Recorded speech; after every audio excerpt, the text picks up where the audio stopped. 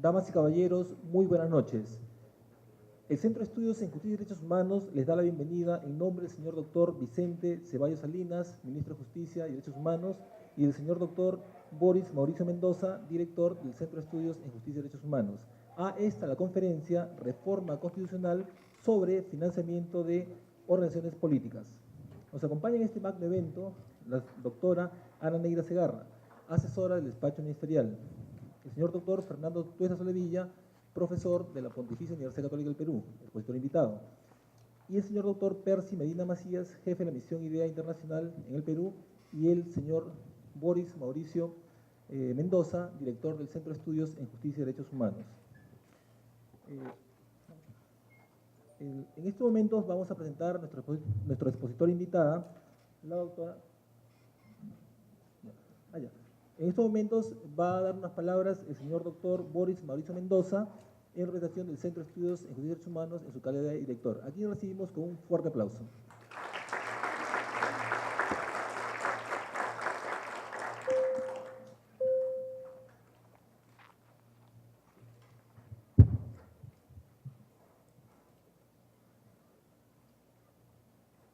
Doctor Tuesta Soledilla,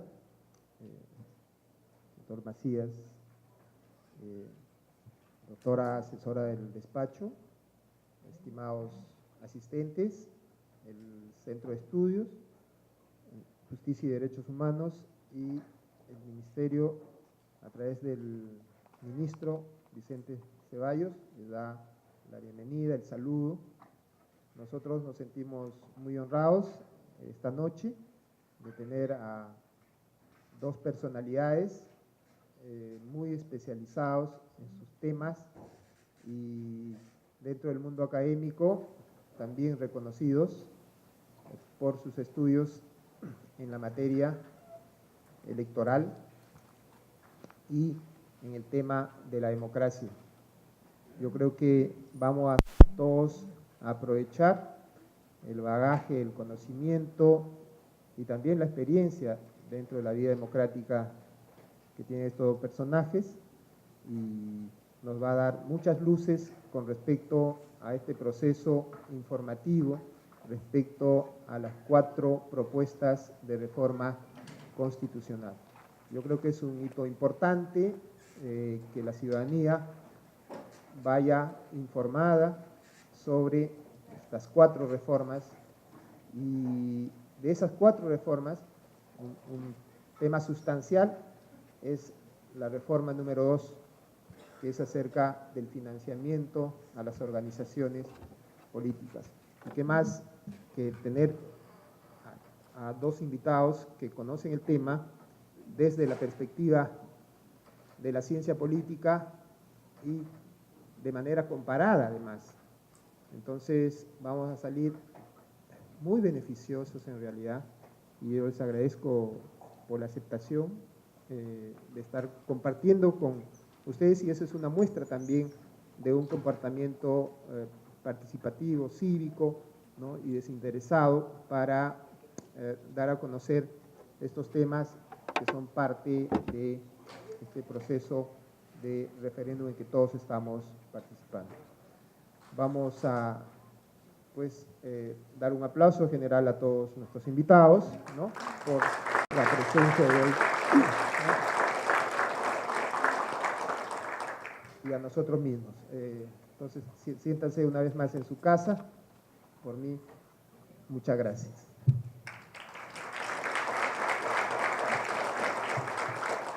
Seguidamente presentamos a nuestra expositora invitada.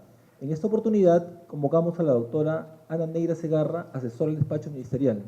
La doctora es abogada por la Pontificia Universidad Católica del Perú, asesora del despacho ministerial del Ministerio de Justicia y Derechos Humanos. Asimismo, fue asesora de la presidencia y coordinadora de reforma electoral en el Jurado Nacional de Elecciones. La doctora es profesora de la Universidad Nacional Mayor de San Marcos y además de la Universidad del Pacífico. Tiene estudios concluidos de máster en gobernabilidad y procesos electorales, dictado por el Instituto Ortega y Gasset y la Escuela Electoral de Gobernabilidad del Jurado Nacional de Elecciones. También tiene estudios de maestría en Derecho Convención en Política Jurisdiccional por la Pontificia Universidad Católica del Perú, a quien recibimos con un fuerte aplauso.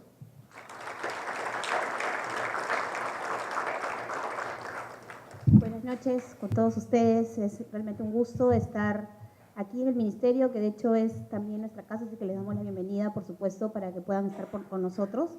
El objetivo de este ciclo de conferencias, que un poco ha sido la idea del ministro que las ha promovido y nos ha convocado a todos un poco para sumar esfuerzos, es difundir las propuestas para el referéndum, ¿no? Ya estamos tan cerca del voto del 9 de diciembre y creo que todavía muchas veces no conocemos el detalle de lo que vamos a votar en esta oportunidad. Y es interesante que tengamos por primera vez un proceso de reforma constitucional que tenga participación de la ciudadanía. Ustedes saben, lo analizaba el otro día, la Constitución se ha modificado más de 30 veces desde que fue aprobada en el año 93. Y sin embargo, en todas estas oportunidades el procedimiento ha sido únicamente la participación del Congreso. Es interesante que esta es la primera vez que a través de un referéndum vamos a tener la participación de la ciudadanía que va a decidir con el sí o con el no en cada una de las propuestas lo que finalmente va a estar aprobado. En este caso en específico, como ustedes saben, ya hace algunos meses se convocó al referéndum, que va a ser el 9 de diciembre, y tenemos 4 preguntas. La semana pasada, para quienes estuvieron aquí, estuvimos analizando la primera, que era justamente la Junta Nacional de Justicia, antes llamado CNM. Y hoy vamos a detenernos con, por supuesto, la presencia de Fernando y Percy, que son tal vez de los que más han investigado sobre financiamiento en el país, que nos van a poder dar aportes sobre lo que dice la propuesta de la reforma constitucional, pero tal vez lo más importante sea identificar los retos pendientes que nos deja esta reforma constitucional en caso de ser aprobada. Porque pensemos que la Constitución va a darnos un marco, pero luego va a haber que modificar la ley de organizaciones políticas, va a haber que modificar el Código Penal, va a haber que modificar una serie de dispositivos legales para realmente darle contenido a estas propuestas que se aprueben eventualmente en el referéndum. En esa línea, como les decía, hoy nos vamos a tener en la pregunta 2, que básicamente está fraseada como aprueba la reforma constitucional que regula el financiamiento de organizaciones políticas. Eso es todo lo que dice la pregunta. Han surgido muchas dudas entonces sobre lo que realmente se plantea en el marco del procedimiento. ¿Qué vamos a hacer? ¿Le vamos a dar dinero a los partidos? ¿Vamos a aprobar más transparencia? ¿Vamos a aprobar exactamente qué estamos discutiendo cuando hablamos de esta pregunta, ¿no? Porque en sí misma, cuando uno la lee, realmente no queda muy claro qué es lo que estamos aprobando o qué es lo que vamos a votar. La idea hoy, como les decía, era un poco poder entender justamente qué estamos votando y según eso, por supuesto, que cada uno tome la decisión de decidir si vota por el sí o vota por el no. De hecho, recordemos, valga la pena decirlo en este espacio, que cada pregunta es independiente. Y entonces es posible que uno vote como desee en cualquiera de las 4 preguntas. Esto creo que también es algo que hay que difundir y debe quedarnos claro a todos, ¿no? Todos tenemos que hacer esta evaluación independiente por consulta y según eso decidir si aprobamos o desaprobamos cada una de ellas. Ahora, cuando ya entramos específicamente al tema de financiamiento de organizaciones políticas, lo que se plantea es una modificación del artículo 35 de la Constitución. El artículo 35 de la Constitución, y quiero mostrarles, es este que está por aquí, ¿no? Este artículo específicamente sobre el tema de financiamiento de partidos solamente señala que la ley va a establecer normas orientadas a la transparencia en el origen de los recursos económicos de las organizaciones políticas. Es decir, la ley va a regular todo lo vinculado con el origen de recursos y el acceso gratuito a medios de comunicación social de propiedad del Estado, que vamos a ver qué implica. La reforma lo que está planteando es agregar, esto fue primero el proyecto del Ejecutivo, pero aquí ya el texto aprobado, agregar y cambiar todo este último párrafo que vemos por aquí, es un poco en líneas generales lo que va a plantear o lo que plantea la reforma constitucional. Entonces, digamos, primera cuestión que se planteó, ¿por qué desde la Constitución, ¿no?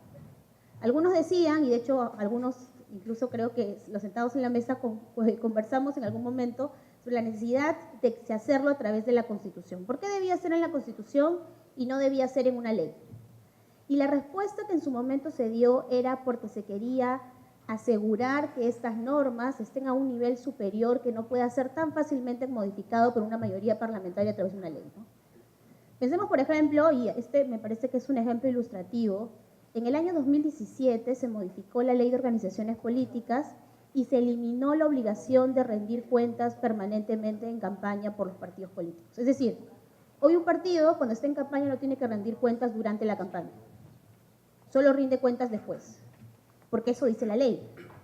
Y entonces la pregunta que uno se hace es, ¿no deberían también rendir cuentas durante la campaña? Y si eso estuviera en la Constitución, hubiera sido más complicado que una organización política o que un grupo de organizaciones políticas lo modifique. Y por ejemplo, como esto, es que nos parecía importante, bueno, en su momento el Ejecutivo, parecía importante que estuviera esto sentado en una Constitución y no solo en una ley, que como digo, puede ser más fácilmente modificada. Ahora, la propuesta que en su momento planteó el Ejecutivo también se marcaba en algo, ¿no? Y yo creo que es algo que todos observamos en lo más reciente. Los más emblemáticos casos de corrupción que estamos viendo en estos últimos tiempos, piensen en todas las audiencias que hemos estado viendo muchos largamente con el partido de fútbol, las detenciones preventivas, las detenciones preliminares, todas estas grandes actuaciones judiciales que hemos estado debatiendo, muchas de ellas por lo menos, tienen que ver con temas de financiamiento de campañas y están vinculadas con casos de corrupción. Entonces, una de las cuestiones importantes es darnos cuenta que muchas veces los casos de corrupción, es decir, este mal uso de los recursos públicos cuando un funcionario público ya está en el poder o con una autoridad ya está en el poder, empiezan en aportes mal hechos a sus campañas.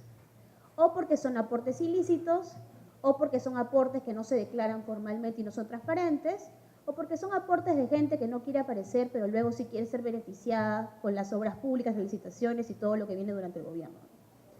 Y entonces, reconociendo esto y siendo conscientes de la política que tiene el gobierno también sobre temas de corrupción, y en general tiene que ver con una serie de planes y estrategias que se han ido implementando, una cuestión que se consideró importante, como les decía, es modificar la ley de organizaciones políticas, después, pero primero ahora desde la Constitución, el tema del financiamiento. Y el artículo 35, como les decía, era el artículo que tenía estos temas. Ahora, ¿qué tenía un poco la propuesta del Ejecutivo en un primer momento? Pensemos lo siguiente, ¿no? En general, el financiamiento hoy, como les mencionaba, desde la Constitución, está regulado solo en estas líneas pequeñas, chiquitas, vinculadas específicamente con el tema de transparencia en origen de recursos económicos y acceso gratuito de medios de comunicación de propiedad del Estado. Eso es todo lo que dice la Constitución, ojo, ¿no? La Constitución. Y entonces la propuesta del Ejecutivo era, por un lado, que se diga expresamente o se hable expresamente de la tipología de financiamiento. Ya nos va a hablar Fernando Tuesta un poco más sobre esto, pero pensemos que en el Perú tenemos dos posibles orígenes del financiamiento de partidos. Es decir, pueden recibir dinero desde el Estado, que sería lo que es el financiamiento público. Cuando esa entrega de dinero es un financiamiento público directo, y cuando más bien es un espacio en radio y televisión, no sé si todos hemos visto esas franjas, ¿no es cierto?, que hay cuando hay proceso electoral, que aparecen todos los spots uno tras otro de los partidos políticos, esto es la franja electoral. Esta franja es denominada también financiamiento público, pero es un financiamiento público indirecto, porque al partido yo no le doy dinero, lo que hago es le doy un espacio en radio y televisión, ¿no es cierto? Entonces, la primera cosa que nos parecía importante era que esto estuviera expresamente en la Constitución, que hay estos dos tipos de financiamiento y no que no estuviera tan claro y solo lo definiera la ley. Y lo siguiente, que les mencionaba hace un momento, nos pareció importante que se dijera en la Constitución que tenía que haber una obligación permanente de declarar fondos partidarios, ingresos y gastos y todo lo que tiene que ver con las campañas electorales. Y no solo hacerlo luego de la campaña como es hoy, porque así está en la ley. También se hablaba de algunas cosas que es cierto, están en la ley, pero que nos parecía nuevamente importante que estén regulados desde la Constitución. Aportes no declarados son aportes prohibidos, tiene que aportarse todo a través de los bancos, del sistema financiero, porque eso permite identificar quién aporta. Si se dan el dinero a través de entregas en la mano, como hemos escuchado pasa estos días, entonces no podemos saber realmente quién ha aportado.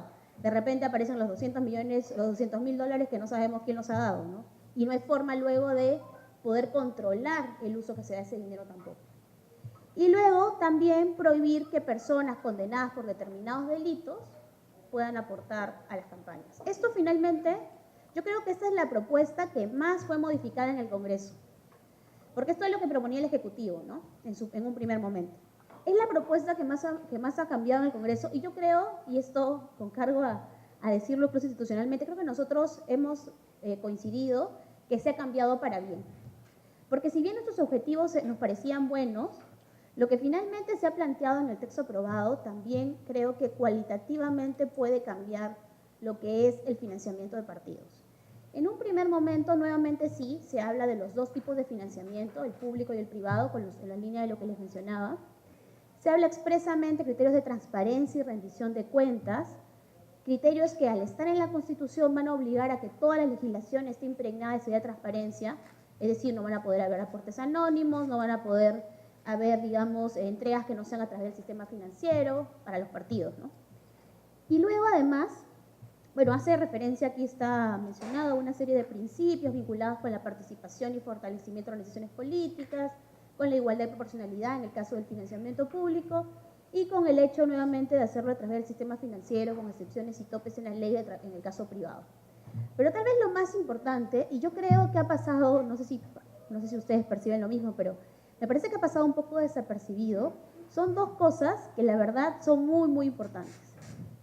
Hoy, en el sistema, digamos, en cómo se regula el financiamiento de partidos, por lo general las sanciones son solo multas. Es decir, si un partido político, por ejemplo, recibe fondos de una fuente prohibida, o si un partido político se excede en los topes que están en la ley, no sé si todos recordamos el caso de Alianza para el Progreso.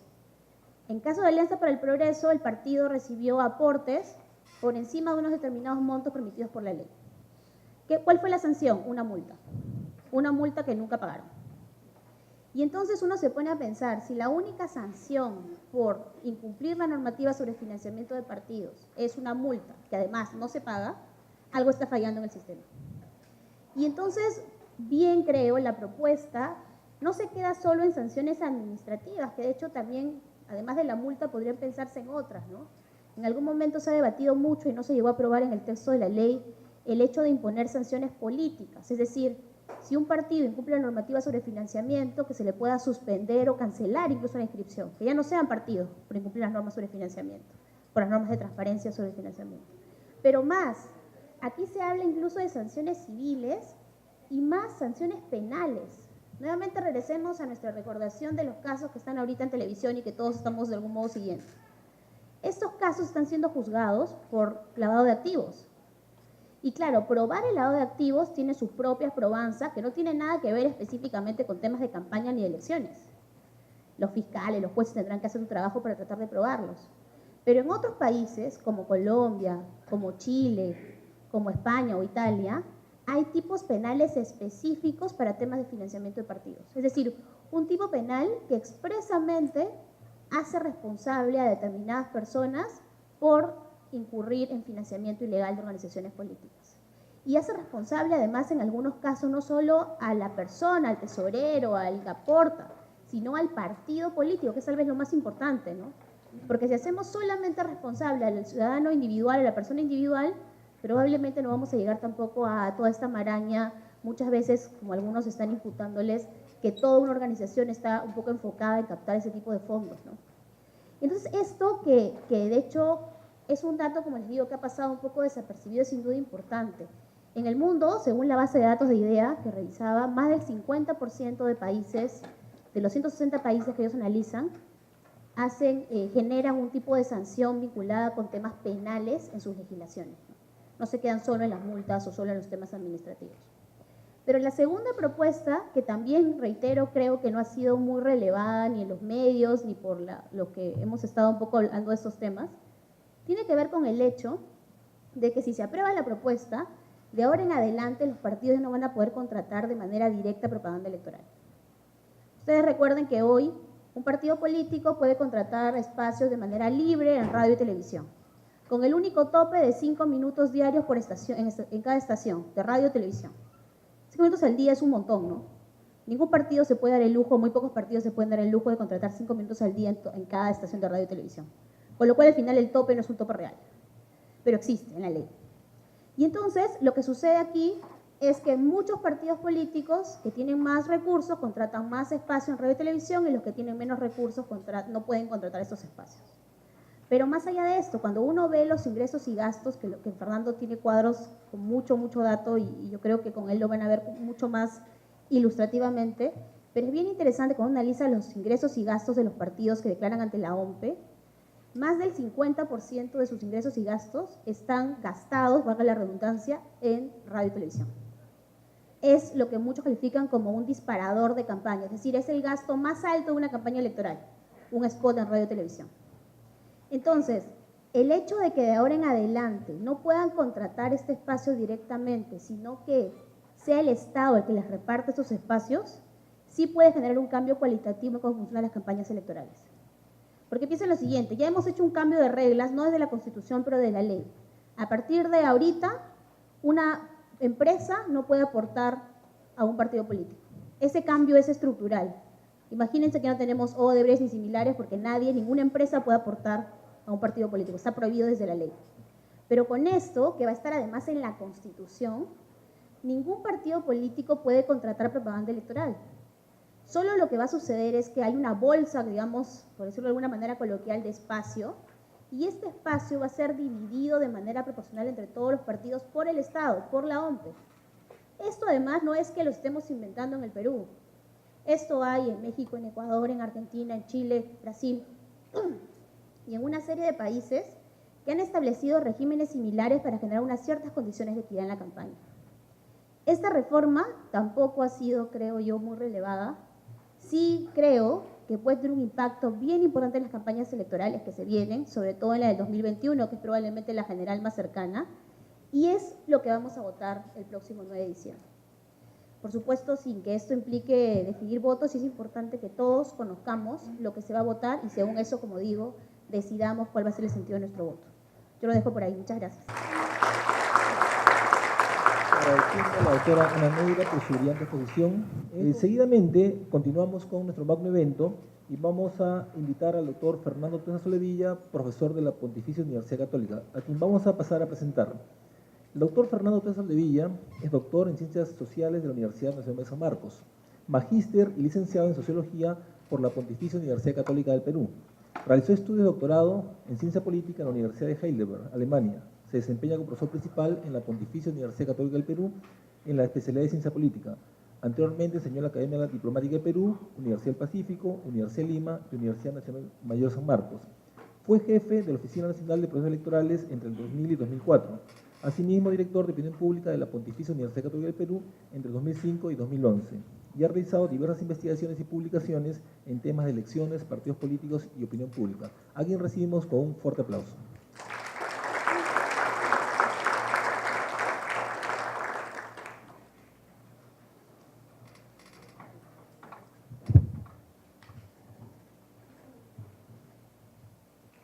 Tengan ustedes muy buenas noches. Mi agradecimiento a los organizadores, en especial a mi querida amiga Ana Neira, por esta invitación a este evento. Bueno, también es ella responsable de que mi presentación sea corta porque ha intervenido en algunos aspectos que compartimos en realidad de manera continua, reflexiones que tienen que ver con el tema del financiamiento. A ver, lo que quiero proponerles es lo siguiente. Estamos viendo el tema del financiamiento siempre sobre la base de las normas y sobre la base de que muchas de ellas se inclinen sobre todo a temas de transparencia, controles y sanciones. Pero yo quiero hacer un ejercicio del antes. ¿Qué quiere decir esto? En realidad, hace ya mucho tiempo que los partidos políticos están incapacitados de proveerse de sus propios recursos. Antiguamente, ya en realidad hace bastante tiempo, y no solamente acá, sino en muchos países del mundo, los partidos se proveían de sus recursos basados centralmente en su militancia. Los partidos y partidos crecientemente con miembros, además desarrollaban un tipo de relación entre el miembro del partido y el partido que tenía que ver con un compromiso y ser parte de. Es decir, podía ser un sacrificio, pero también era parte de la identidad que desarrollaba el miembro con el partido. el partido era el centro. El partido generaba también esos recursos, no solamente en las aportaciones que hacían los militantes de manera regular, generalmente mensual, sino que algunos partidos también, digamos, más organizados, tenían algunos bienes, ¿no? Y desarrollaban la gestión de esos bienes. Eso era el centro de los recursos del partido por mucho tiempo, aquí y afuera. Por mucho tiempo también, por lo tanto, los ingresos de los partidos eran de origen privado. Privado, pero desarrollados internamente. ¿Pero qué pasó? ¿Cuál es el tiempo del mayor gasto? El tiempo de mayor gasto son las campañas electorales. Las campañas electorales concentran en un corto tiempo una dinámica que exige mucho gasto. Lo que ha pasado ya generalmente en casi todos los países a partir de los 60, 70, es que los gastos de las campañas superaban de manera ya creciente los ingresos de los partidos. Se abría entonces una gran brecha entre lo que recibían los partidos y lo que gastaban los partidos. ¿Cómo se ha cubierto esa brecha? Y ahí es donde venían realmente el tema de los privados. Pero los privados eran entonces personas naturales, personas jurídicas, generalmente empresas, y el tema es que esto fue diferenciando a los partidos. ¿Por qué? Porque algunos podían pasar el sombrero y se llenaba el sombrero, y otros simplemente no. Y entonces esto lo que ocasionaba era una diferenciación. Quienes tenían la capacidad de poder pasar el sombrero, empresas o quienes tenían ese dinero, podían hacer campañas, digamos, más costosas, y quienes no, miraban, ¿no? O no tenían esa posibilidad. Bueno, entonces en Europa, alrededor de los 60, 70, se incorpora la idea del financiamiento público. Es decir, el Estado tiene que proveer de esos recursos que van a motivar dos cosas, o bajo la idea principal que tenía dos objetivos. El primero, que el dinero no sea la fuente de diferenciación entre los partidos, o en todo caso de la gran diferenciación. Recuerden ustedes la campaña del 90, o algunos de ustedes, en donde el Fredemo tenía una gran campaña en medios y habían partidos que no aparecían. Es más, el candidato del Fredemo, el de la cabeza de la Cámara de Diputados y Senadores del año 90, gastó el equivalente o más de todo lo que comparativamente había gastado Izquierda Unida de aquel año.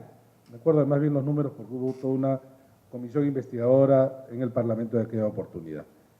Pero, entonces, repito, en Europa la idea era que con el financiamiento público estas diferencias se achiquen. Y lo segundo es que los partidos no sean sujetos vulnerables del dinero mal habido. Porque si es que el Estado entrega dinero, el partido no necesita pasar el sombrero o desesperarse para tener estos recursos necesarios para las campañas. Pero asimismo, las campañas fueron creciendo ostensiblemente, sobre todo por el tema del gastos en televisión. Si hay algo caro en este mundo es la televisión. La televisión es carísima por segundo y esto fue creciendo. Y entonces esta abismal diferencia, repito, en los países tanto europeos y posteriormente en América Latina, fue ocasionando que se reformaran las normas para incorporar en porcentajes mayores el financiamiento público. Como aparece en la lámina, puede ser entonces privado y público. Entonces, empezamos siempre con el privado. La historia empezó solo con el privado. Se incorpora el público y en la mayoría de los países de Europa y en muchos países de América Latina, la proporción del público, del financiamiento público, es muchísimo más alta comparativamente con el privado. El país que esto es al revés es Perú. Y entonces, bueno, ¿y por qué es Perú? Entre otras cosas, porque el financiamiento público solo se desarrolla a partir de este siglo, post-Fujimori, y porque además en nuestro país el rechazo a los partidos y a la política en general es de tal envergadura que en realidad plantear modificaciones de los mismos términos que en otros países simplemente ocasionaba temor a los parlamentarios, ¿no? Y entonces el financiamiento público en realidad empieza en nuestro país con el financiamiento público indirecto. Es decir, se entrega a los partidos espacios en los medios de comunicación, lo que ahora se conoce con la franja. En realidad esto tiene una historia mucho más antigua, ya en el año 67 se entregaba espacios pero solamente para medios de comunicación del Estado. Pero los medios de comunicación del Estado no tenían cobertura, bueno, sí tenían cobertura nacional, pero no tenían en realidad audiencia y menos rating. Entonces eso no tenía impacto en campaña. Recién en el año 78, en la campaña de la Asamblea Constituyente, el gobierno militar otorgó por primera vez espacios comprados por el Estado para los partidos que eran de las empresas de televisión. Y a partir del año 2001 se incorpora el financiamiento público indirecto, porque no se dice indirecto porque se le da servicios, más no dinero, en este caso acceso a la televisión. Y recién, con la ley de partidos políticos así llamada en el 2003, se señala que los partidos deben de recibir dinero de manera directa. Por eso, financiamiento público indirecto, medio de comunicación directo, entregándole dinero. Y, sin embargo, esta medida tuvo algunos problemas. ¿En qué sentido? El financiamiento, porque hay dos tipos de financiamiento público. Aquel que se otorga regularmente todos los años, que es un financiamiento de gastos permanentes, que es el caso nuestro, se entrega dinero todos los años a los partidos de acuerdo a una serie de especificaciones que está en la ley, y otro es el financiamiento de las campañas. En todos los países de América Latina, salvo Perú, bueno, Bolivia y Venezuela, ya lo vamos a decir por qué, en el resto de países hay el financiamiento para las campañas, a su vez de manera ordinaria, porque además los partidos se preguntan, y si tuvieran que escoger lo siguiente, ¿cuándo gasta más un partido? ¿En el 2018 que hay elecciones regionales o municipales o en el 2019 que no hay elecciones? Obviamente en el 2018. Bueno, en el Perú se entrega dinero permanente, independientemente de qué año se trate, pero no hay financiamiento de campaña. Y entonces mantenemos el problema, porque si los partidos necesitan dinero en campaña más que cualquier otro año, no lo reciben de parte del Estado. Y entonces, ahí tenemos cómo se reparte el dinero hoy en el Perú. De los 74 millones de soles, se reparte a lo largo de 5 años, el correspondiente dividido en la quinta parte correspondiente. ¿Y cómo se hace? 40% previamente, y disculpen, esta cantidad de los 74 millones sale de multiplicar el 0.1 de la UIT por los votos válidos de las listas en el Congreso. Entonces, mientras más votos hay en el Congreso, en principio más dinero. Sin embargo, este dinero que les puede parecer mucho, y en realidad es por año, y luego si es que ustedes lo dividen por mes, es poco. Es el dinero de los, digamos, de las cantidades más pequeñas que se otorga en América Latina.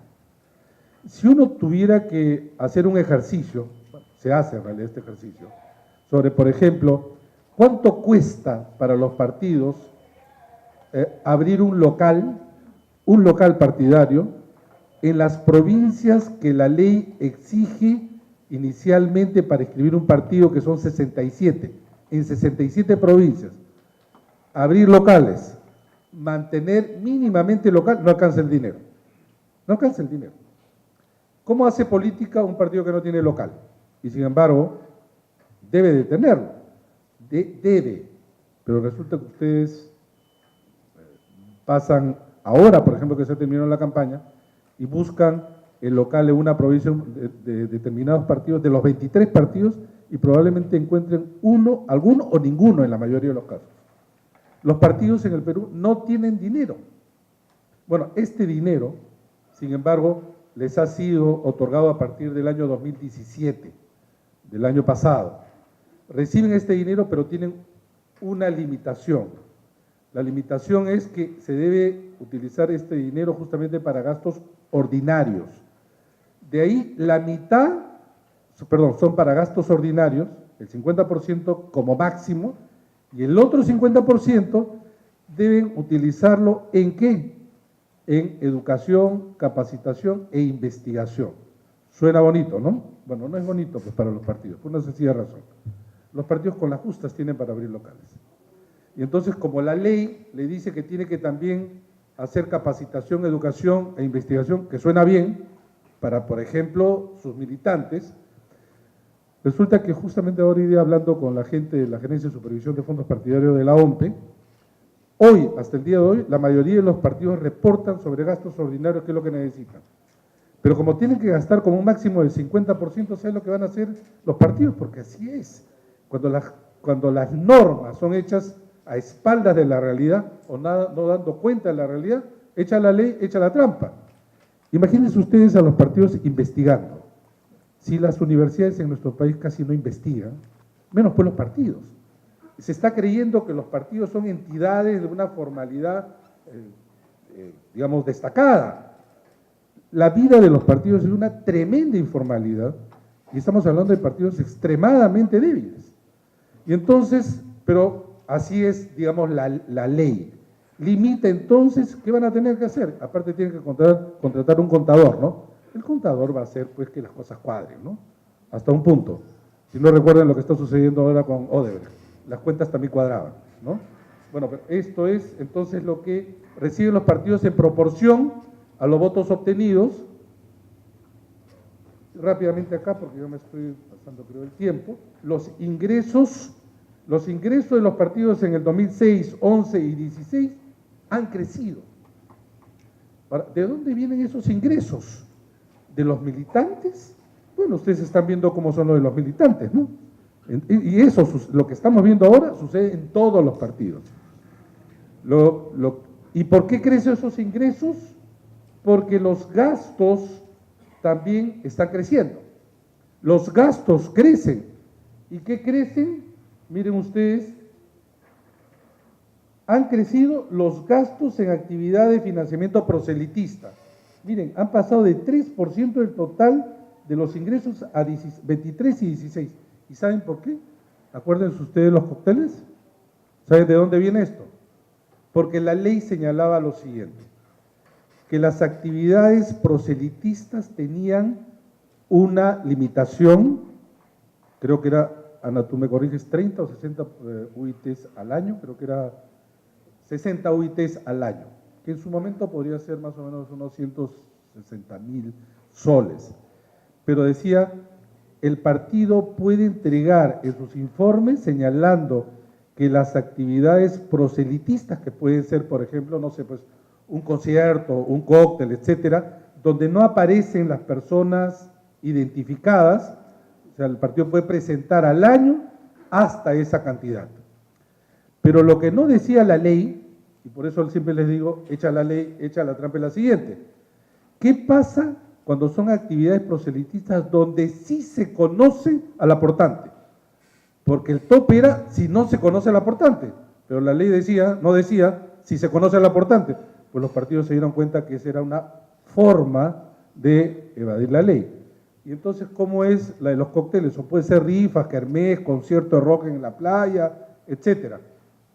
Se reparten tarjetas. ¿Cuánto cuesta el cóctel? $50. Y la gente aparece como si hubiera en realidad aportado o pagado sus $50 o $100 o lo que fuera, una cena, y en realidad detrás de eso había una sola persona, una sola empresa, que en realidad se había encargado de distribuir a través de las tarjetas. Eso es lo que ahora llaman el pitufeo, que en realidad ni siquiera lo que está sucediendo, de lo que se está viendo por los procesos, ni siquiera es pitufeo. Hay un partido que no quiero decir su nombre, porque se está asilando. Resulta que hay 5 soles era. En un día resulta que aparecieron aportantes cientos, y si no exactamente la cantidad no me acuerdo, pero en un solo día todos aportaban 5 soles. Porque los radares están en realidad direccionados por los aportes medianos, pero ahí abajo, nada. Y las cantidades se multiplicaron de manera muy explosiva. Hay un lindo trabajo de esta ONG tan importante que es Convoca, que tiene una página que la pueden visitar, que se llama Ojo Público y Convoca son 2, pero los 2 han trabajado sobre todo esta última en los temas de campaña. Y es por eso que se incrementaron. ¿Cómo hace los partidos para hacer que ese dinero que alguna empresa o algún SAR quiere entregar? Porque ahí viene también el problema. La norma en el Perú en ese momento, estoy hablando de 2011 sobre todo, era que ninguna persona natural o jurídica podía entregar más de 60 UITs al año, 160.000.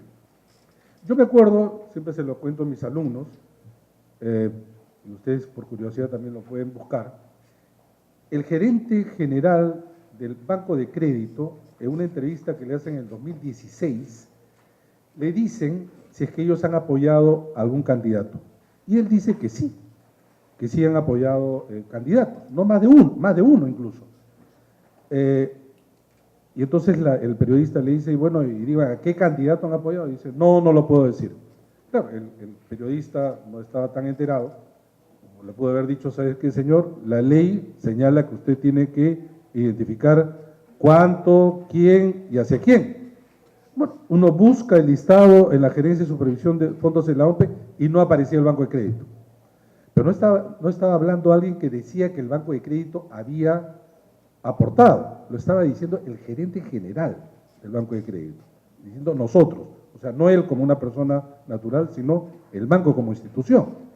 Si ustedes buscan en los reportes de campaña, no existen generalmente las grandes empresas, porque las grandes empresas no quieren aparecer. ¿O ustedes creen que Odebrecht aparecía antes? Y estoy hablando de que hace unos 5 años Odebrecht para muchos era una empresa de alta reputación, además a nivel internacional, pero tampoco quería aparecer, ¿no? Entonces, resulta que nuevamente ahí aparecen los gastos de campaña, donde ya adelantó Ana, 82, entre el 70 y 82% del total de la campaña se invierte en publicidad en medios de comunicación. O sea, el gran peso nuevamente es la publicidad en medios de comunicación. Entonces, ¿qué dice la reforma? Que también ha adelantado ya Ana en la pregunta y aparte en las respuestas, que es esta de acá, ¿no? Que el financiamiento de las organizaciones políticas sea público y privado. Señala la norma que el financiamiento ilegal genere sanciones administrativas, civiles y penales, y que solo se autorice la difusión de propaganda electoral en medios de comunicación, radiales y televisivas mediante financiamiento público indirecto a través de la franja. ¿Qué va a producir esto como impacto y con esto cierro? Lo siguiente, en el contexto que les he señalado. La propuesta del Ejecutivo era una propuesta que en realidad, si es que se aprobaba tal cual, no necesitaba generar ningún cambio en la norma porque mucho de aquello ya estaba en la norma, en la ley de organizaciones políticas. Y en su momento, discutiendo y escribiendo sobre este tema, decía yo, todo podía votarse en el Parlamento 130-0 y todos podían aplaudir y la propuesta del Ejecutivo se aprobaba y no necesitaba ninguna reforma de la ley porque todo estaba casi incorporado en la ley. Luego, sin embargo, y también lo señalaba, decía yo en su momento, no era necesaria no era necesario incorporar este tema a la Constitución, teniendo en cuenta que hay otros temas que son de envergadura mayor, de mi punto de vista, que podían haberse tomado. Porque incluso cuando el presidente de la República da su mensaje el 28 de julio, dice, listando cuáles son las reformas, dice el financiamiento de las campañas. ¿Qué cosa es el financiamiento de las campañas? En la Constitución no había nada sobre financiamiento, y en muchas constituciones no hay nada sobre financiamiento. Lo que quiero decir es que es la única de las 4 que pudo haberse modificado en la ley y no necesariamente en la Constitución. En cambio, las otras 3 necesariamente tienen que tener una reforma constitucional. Esa es la diferencia. Sin embargo, yo sí creo que el Congreso mejoró esta propuesta. Y lo mejora no solamente porque incorpora sanciones de tipo civil y penal, que ya lo ha señalado Ana, que es importante, sino porque da en el corazón de lo que estoy hablando en relación al financiamiento público indirecto. Al decir lo siguiente: si yo, partido, recibo tiempo en medios de comunicación, pero antes lo que me diferenciaba era que yo podía contratar al margen de eso, ¿a quién diferenciaba? A quienes tenían recursos. Quienes tenían recursos podían comprar al margen de la franja, y quienes no, miraban. Lo que está diciendo acá, en realidad, es que solo se autorice la difusión de propaganda electoral en los medios de comunicación mediante financiamiento público indirecto, vale decir franja, y entonces se iguala. Y entonces estamos, también lo ha señalado, recordado Ana, como México, como Brasil y Chile. Como México y Brasil y Chile. Esto no va a gustar de ninguna manera a los medios de comunicación. Si hay alguien quien gana en una campaña, son los medios de comunicación, particularmente la televisión, que recibe dinero fresquísimo, porque el Estado paga y paga en el momento, ¿no? Entonces, esta pregunta, que es la segunda que se discute, por lo menos en entiendo, eventos que están organizando, tiene entonces sí un impacto debido a la modificación del Congreso, porque eso va a reducir ostensiblemente el gasto de los partidos. En otras palabras, si los partidos antes gastaban el 80% o 75%, si ustedes quieren, si gastaban las 3/4 partes de sus ingresos en medios de comunicación, sobre todo en televisión, eso ya está cubierto. Lo que falta, porque acá lo que amerita va a ser modificaciones de los artículos sobre el financiamiento de la ley de organizaciones políticas. Lo que se debe incorporar, así no guste, es el financiamiento público para las campañas. Y con esto quiero cerrar la idea. Si los partidos necesitaban 100, de los cuales 75 eran medios de comunicación, y ya se lo han cubierto, y luego hay 25% que el Estado paga para las campañas, tienen cubiertas las campañas.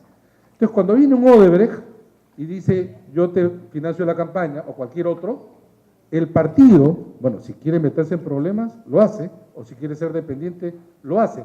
Pero en pocas palabras, el partido ya no es vulnerable, como lo era antes, ante quienes tienen dinero. Porque quienes tienen dinero no son pues filántropos. Nadie entrega dinero a cambio de nada, ¿no? Entregan dinero a cambio de una reposición de diverso tipo una vez que gane, ¿no? Y entonces creo yo que la reforma allí tiene un impacto. Yo personalmente creo que este es un avance, pero es necesario complementarlo. Y es ahí donde también se origina, por lo tanto, uno de los elementos positivos de haber pasado esto a referéndum, porque el Congreso de la República, con todo lo que se dice, y hemos estado con Ana, con Percy, de manera, digamos, cercana a todo el proceso de reforma, el Congreso no había avanzado nada. Y gracias a la votación que vamos a tener el 9 de diciembre, esto esperemos se convierta en realidad. Muchísimas gracias.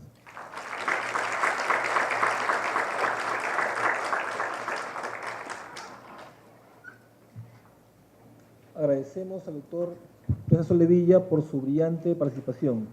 Seguidamente vamos a continuar con nuestro magno evento y toca el momento del expositor Percy Medina Macías, a quien procedemos a presentar. El doctor...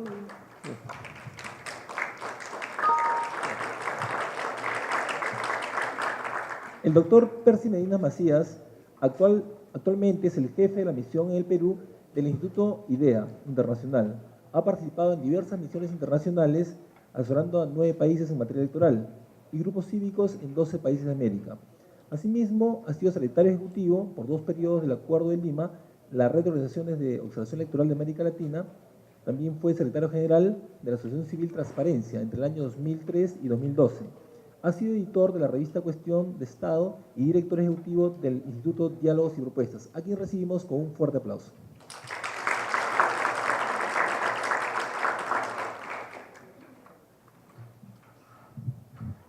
Muy buenas noches, muchas gracias por la invitación, es un gusto estar aquí. Y bueno, como me toca hablar tercero, buscaré complementar lo que ya han expuesto Ana Neira y Fernando Tuesta.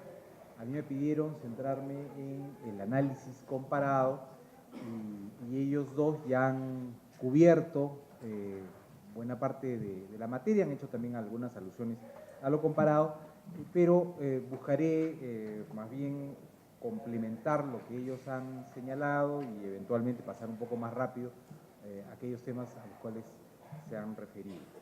En el tema del financiamiento de la política, como lo ha dicho también Fernando, es un tema de discusión central en prácticamente todas las democracias del mundo. No es un asunto ni latinoamericano, mucho menos peruano, es un tema que se discute en todos los países y es uno de los problemas de la democracia porque efectivamente el dinero puede afectar gravemente la competencia electoral y la integridad del proceso electoral incluso, ¿no?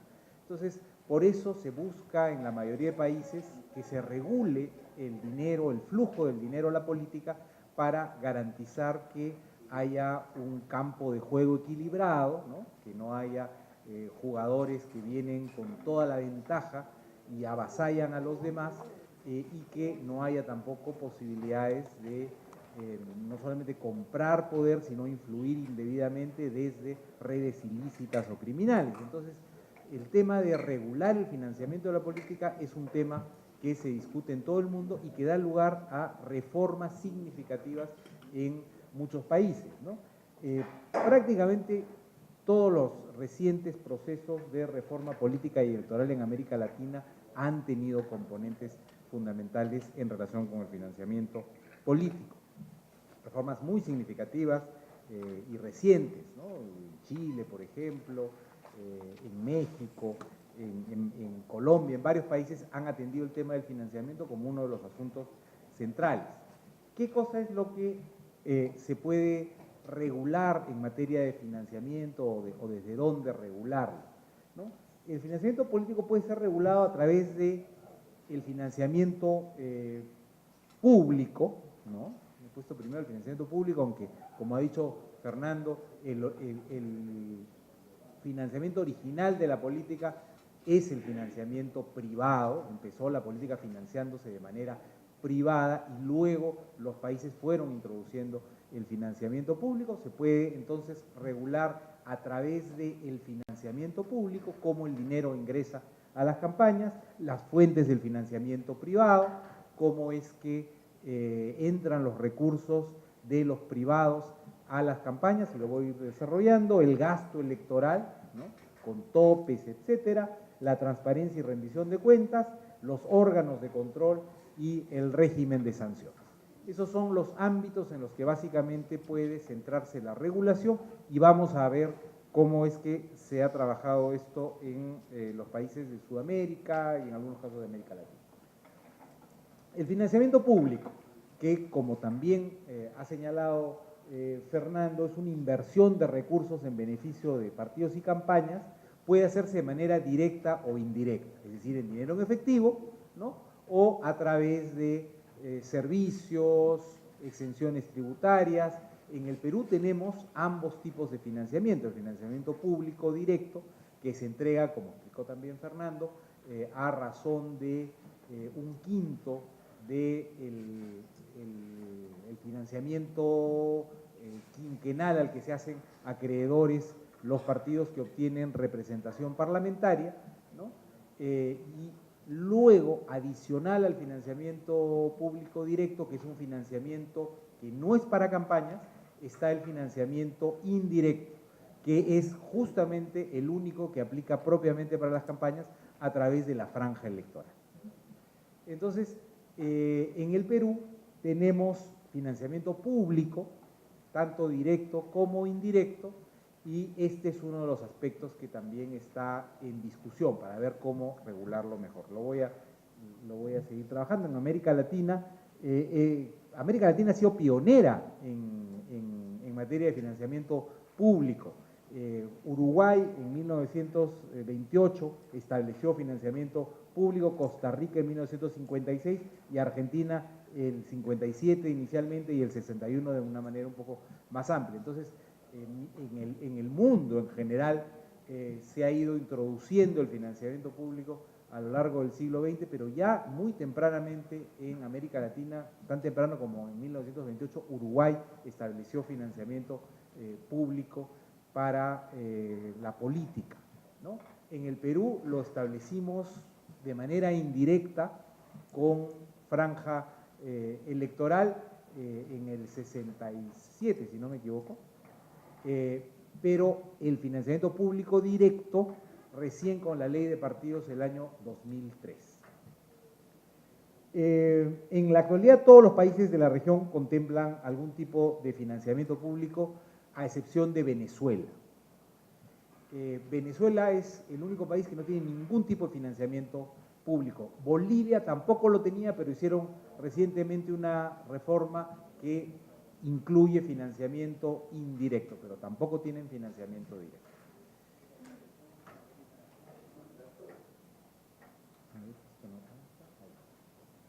En Sudamérica, de los 9 países que hemos analizado, de los más grandes en Sudamérica, hay regulación sobre este tema en el ámbito de la Constitución, solo en Venezuela, digamos, solo en Constitución en Venezuela, para señalar expresamente que no se entrega financiamiento público. Y luego en la Constitución y la ley en 4 casos y solo en la ley en 4 más. Es decir, esta discusión acerca de si la regulación tiene que estar en la Constitución o la ley es un poco irrelevante. En varios países está en ambos casos, en la Constitución y la ley, en algunos casos solamente en la ley. Como dijo Fernando, esto podría haberse mantenido solo en la ley, pero como dijo también Ana Neira, es mejor que haya una sombrilla constitucional que para los grandes temas garantice que los principios están puestos en el nivel de la Constitución para que una mayoría coyuntural no vaya a ser una reforma que disminuya las garantías en relación con el financiamiento en el nivel de la ley, ¿no? El financiamiento público directo se da en 7 de estos países, ¿no? Los únicos casos en los que no hay financiamiento público directo son Bolivia y Venezuela, como lo mencionaba, y en 5 casos hay expresamente financiamiento público de campaña: Argentina, Brasil, Chile, Colombia y Paraguay. En el caso de Uruguay no se establece un criterio específico de diferenciación, por lo tanto también se puede aplicar para campaña. Entonces, en la práctica, ¿no?, el Perú en Sudamérica es el caso en el que el financiamiento público expresamente también se excluye del gasto electoral, con lo cual no se está contribuyendo a fomentar ni equidad en las campañas ni a proteger a los partidos de la posibilidad de recibir recursos del crimen organizado, del narcotráfico o de los grandes poderes económicos, justo en el momento en el que los partidos necesitan más recursos, que es cuando hacen campaña electoral, ¿no? Los partidos gastan más dinero que nunca en campaña electoral. Y sin embargo, nuestra ley de partidos pecó, digamos, de corta, estableciendo que el financiamiento público solo se aplicaría a la etapa no electoral, dejando desguarnecida la campaña electoral. Justamente, como ha dicho Fernando Tuesta, también es importante que en el desarrollo de esta reforma constitucional la ley establezca criterios específicos de financiamiento de campaña, ¿no? Eso no tiene por qué estar en la Constitución, no está en la propuesta de reforma constitucional, pero la ley sí tendría que desarrollarlo para que el financiamiento público no sea solamente para época no electoral. Y eventualmente una posibilidad podría ser también discutir si el financiamiento que actualmente se entrega para época no electoral puede compartirse entre época electoral y no electoral, porque es un financiamiento que, aunque no es exorbitante, es bastante interesante como para poder distribuirlo equitativamente entre elecciones y época no electoral, ¿no? Más aún considerando que se estaría bajando significativamente los costos de las campañas, algo de recursos para el funcionamiento de las campañas podría ser relevante, podría ser útil. El financiamiento privado. ¿Cómo se regula en la mayoría de países el financiamiento privado? Que es el financiamiento que proviene de los particulares, sean miembros o no de los partidos. Dicho sea de paso, históricamente los partidos se financiaban al inicio en un porcentaje significativo por recursos de sus propios afiliados.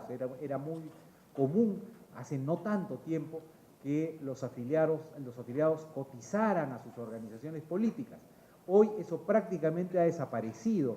En el Perú con certeza, pero en muchos de los países de la región ocurre lo mismo, es decir, los afiliados cotizan menos o no cotizan y no representan un porcentaje significativo de los recursos que utilizan los partidos, sobre todo en campaña, ¿no?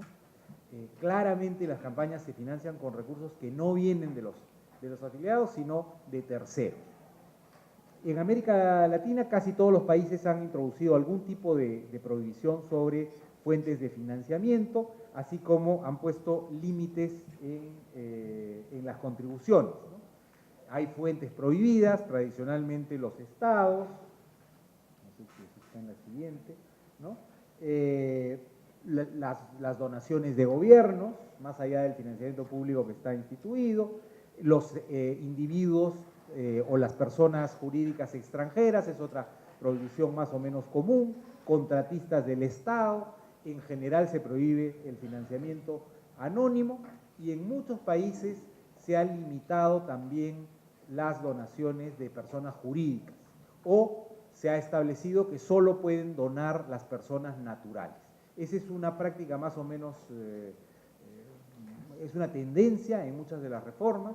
En Chile, por ejemplo, podían donar tanto personas naturales como personas jurídicas. La reciente reforma de 2016 ha prohibido las donaciones de personas jurídicas, es decir, las donaciones empresariales, y ahora solamente las personas naturales pueden donar a la política, y esa es una tendencia en la discusión en muchos de los países. En el Perú se estableció también una prohibición a las donaciones empresariales en una reforma que hizo a la ley el Congreso de la República el año pasado.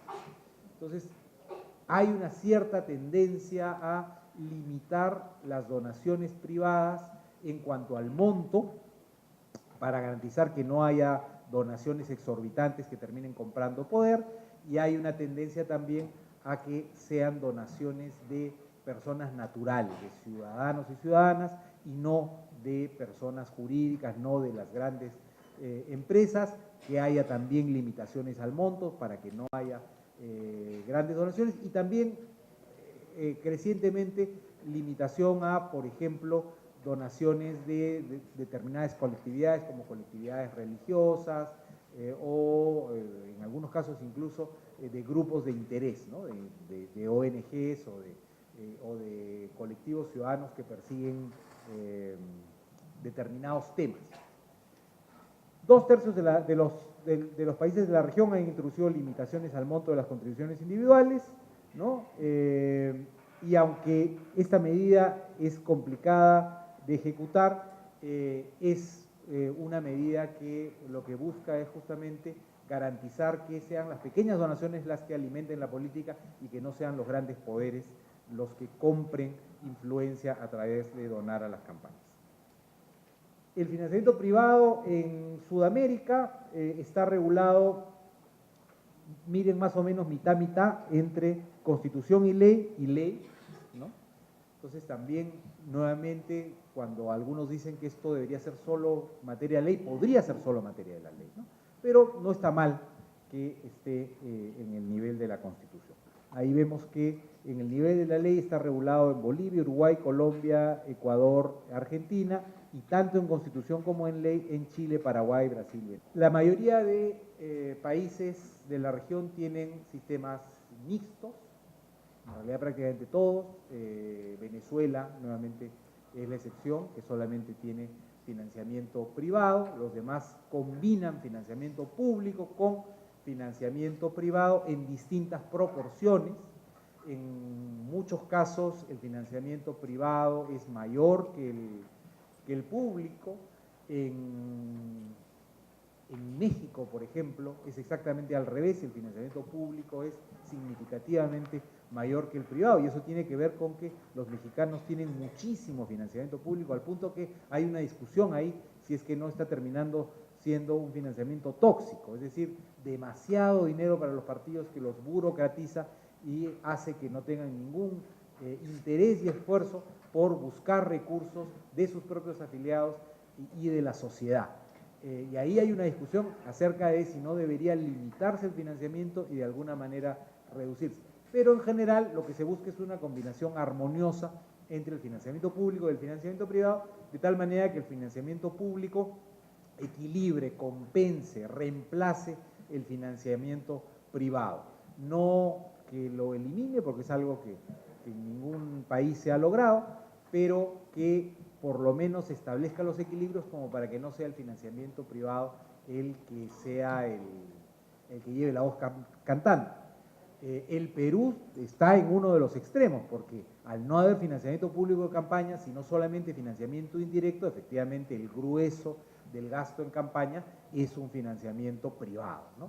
Que, si bien es cierto, tiene límites, tiene algunas condiciones, etcétera, hemos visto, y creo que los escándalos de estos días, los escándalos judiciales de estos días, nos muestran cómo es que en realidad los partidos probablemente han recibido muchísimo más dinero del que han declarado. Perdón, de atrás nos pueden poner, no, claramente no la primera, pero nos pueden poner la diapositiva 11, por favor, Muchas gracias. Uno de los elementos importantes de regulación en cuanto al gasto es justamente el de la propaganda electoral. Entonces, en perspectiva comparada, digamos, ¿cómo es que hay regulación o no en relación con el tema de propaganda? Y es justamente algo que iba mencionando Fernando en su presentación, ¿no? Quizá la más importante de las modificaciones que establecería este cambio constitucional es la prohibición de que se contrate publicidad en radio y televisión durante las campañas. Esta prohibición se da, está vigente en muchos países de América Latina y es un tema que crecientemente se viene discutiendo en la región. Inicialmente Brasil y Chile tenían esa prohibición, más producto de razones históricas que de una decisión consciente, pero no se podía contratar publicidad en radio y televisión porque ésta se entregaba a través de una franja electoral administrada por el órgano electoral. Luego México introdujo esta misma prohibición y algunos otros países han ido regulando el tema y es un tema de discusión en varios otros. En el Perú algunas veces se había discutido tímidamente el asunto, pero nunca se había avanzado y ahora se estaría con esta reforma constitucional limitando la posibilidad de que los partidos puedan contratar avisos en radio y televisión, lo cual significaría impactar sobre uno de los grandes disparadores del gasto según los reportes partidarios. Como ha dicho Fernando Tuesta, entre el 70 y 75% de los recursos que dicen gastar los partidos, digamos que si creemos en que los reportes son fidedignos, entre el 70 y el 75% de los gastos de campaña seguirían al avisaje en radio y televisión, y entonces al eliminar ese gasto se estaría abaratando significativamente los costos de campaña. Esta ha sido la discusión de los últimos años en muchos países. Yo no sé si la discusión de los próximos 5 años girará tanto en torno al tema de la televisión como a otros gastos que empiezan a aparecer también en las campañas, como por ejemplo la inversión en pauta en medios sociales, en redes sociales, ¿no? Lo que se gasta en Twitter, Facebook, etcétera, en WhatsApp, y son gastos que han ido incrementándose en todas las campañas recientes. En Brasil recientemente hemos visto un uso intensivo de WhatsApp, por ejemplo, para hacer llegar mensajes que en algunos casos incluso eran información incompleta o falsa, ¿no? Discutible. Quizá la discusión que complemente esta sobre la limitación de la publicidad que estamos dando en el Perú en los próximos años sea cómo se va a regular también el costo que tiene el acceso a redes y a otros gastos de campaña como movilización social, gastos en encuestas, etcétera. Por lo pronto, con esto se atendería a un disparador importante del gasto actual de los partidos, pero vamos a ver si la cosa termina ahí. Tal vez en el futuro encontremos que hay otros disparadores del gasto que también hay que atender. Luego, la reforma constitucional establece también algunos criterios, ¿no? Habla de transparencia y de rendición de cuentas.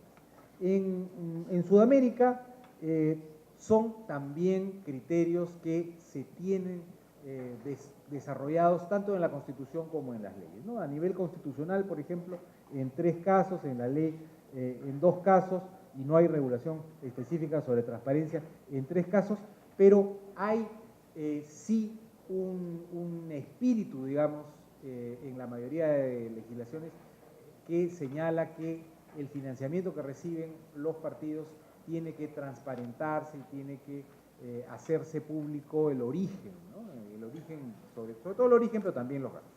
Y luego, en cuanto a la rendición de cuentas, también hay una tendencia generalizada a que tiene que ser un componente fundamental de la regulación. En 4 de los casos está esto en la Constitución y en la ley, en 4 casos solo en la ley y solamente en un caso no está expresamente regulado. Entonces, también esta reforma constitucional iría en la tendencia de las reformas que vienen haciéndose y las discusiones que vienen dándose en esta materia en la región y en general en el mundo, ¿no?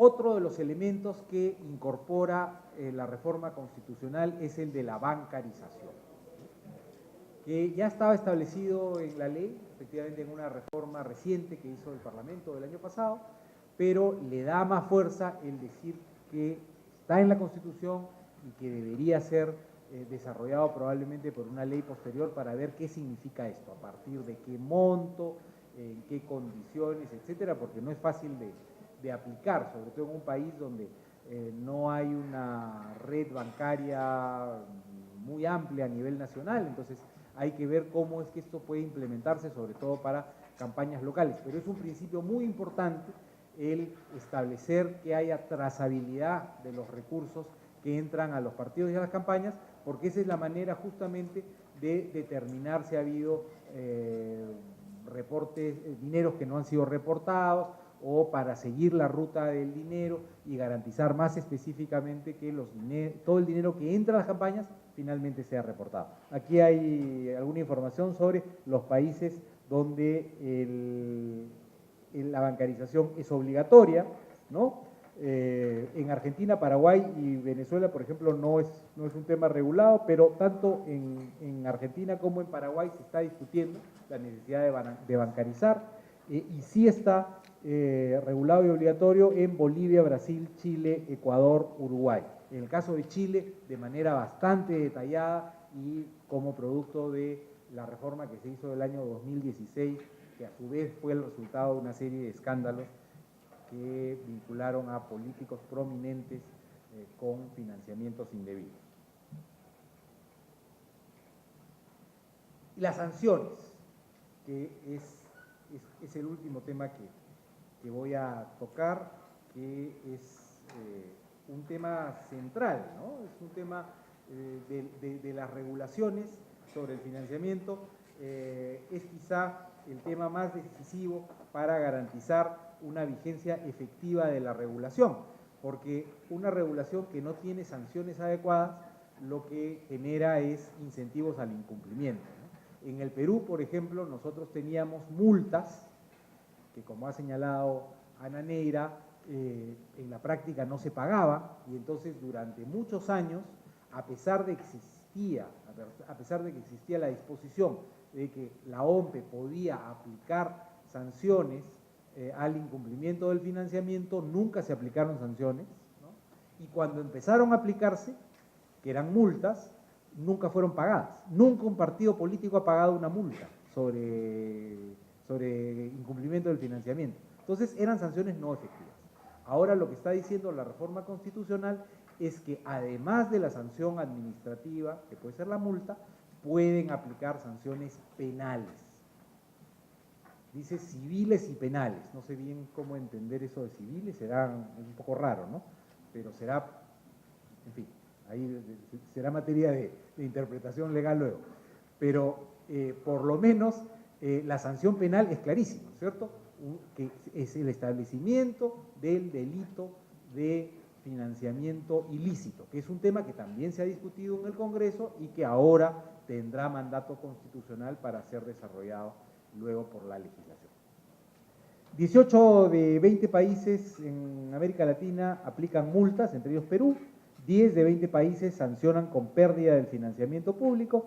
13 de 20 aplican sanciones políticas. Esa es una tendencia también creciente en la legislación, el no solamente sancionar administrativamente, sino también con sanciones que duelan a los partidos, es decir, sanciones políticas, como, y vamos a ver más adelante, la pérdida de la candidatura, la destitución del cargo electo, la suspensión de la inscripción del partido, entre otras.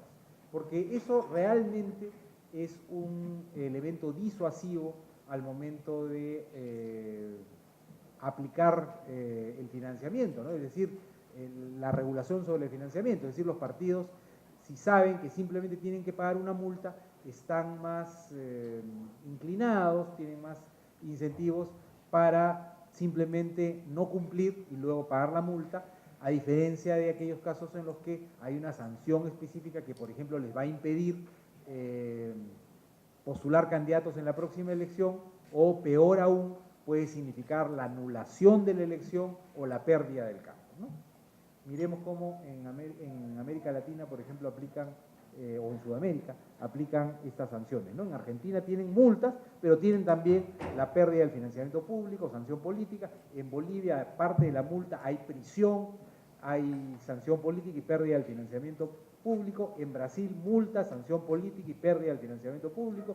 En el caso de Brasil, incluso es la pérdida de la candidatura. En Chile, multas, prisión y sanción política. En fin, ahí vemos cómo hay una combinación de sanciones, que es tal vez lo que luego tendrá que hacer la legislación para desarrollar este precepto constitucional. Es decir, establecer un set de sanciones que vayan desde las administrativas para los casos leves de incumplimientos a la legislación sobre financiamiento, hasta los casos más graves que tendrían que ser sancionados con la sanción penal, ¿no?